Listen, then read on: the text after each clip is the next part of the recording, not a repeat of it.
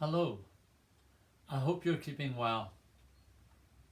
In First Ballymena at the minute we are studying on Sunday mornings and at other times some of the Psalms. We are journeying through the Psalms and looking at them to see what help they can give us as we journey with God through these very difficult days. So I'm going to read to you from Psalm 121 and then I'm going to say a little bit about it at the end. I lift up my eyes to the hills. From where does my help come?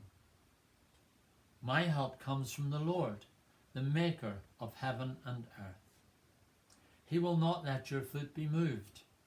He who keeps you will not slumber. Behold, he who keeps Israel will neither slumber nor sleep. The Lord is your keeper. The Lord is your shade at your right hand. The sun shall not strike you by day, nor the moon by night. The Lord will keep you from all evil. He will keep your life. The Lord will keep your going out and your coming in from this time forth and forevermore.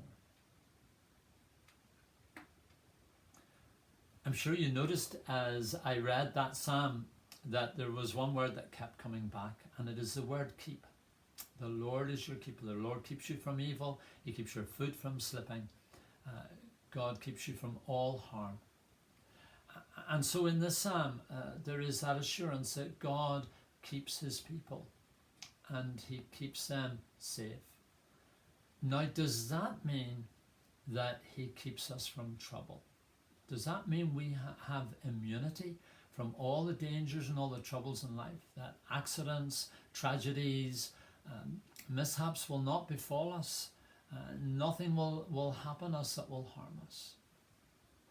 No, God's word makes it very clear that we will go through trouble. Listen to these words from Isaiah. God speaks to his people in Isaiah 43. I have called you by name, you are mine. When you pass through the waters, I will be with you, and through the rivers, they shall not overwhelm you. When you walk through the fire, you shall not be burned, and the flame shall not consume you. It's when you go through these things, and we will go through troubled times in our life, and we will face dangers. Look at Joseph.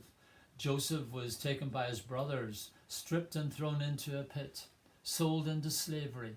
He went to be a slave in Potiphar's house in Egypt, and then in Egypt was thrown into prison.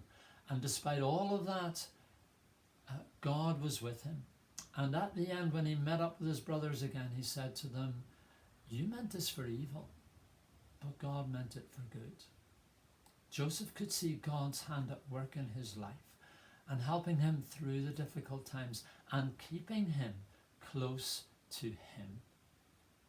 So as you go through your time of trouble in these days, as you go through dangers and face dangers, if you belong to Jesus, and if you're following and journeying with him, he will keep you and hold on to you no matter what befalls you, no matter what dangers you come into, no matter what lies ahead. God will keep you. He will hold you fast. We may not understand why we go through these things, but he will not let us go. Hold on to him. Keep your eye fixed on Jesus and trust him. Thank you for watching. Goodbye.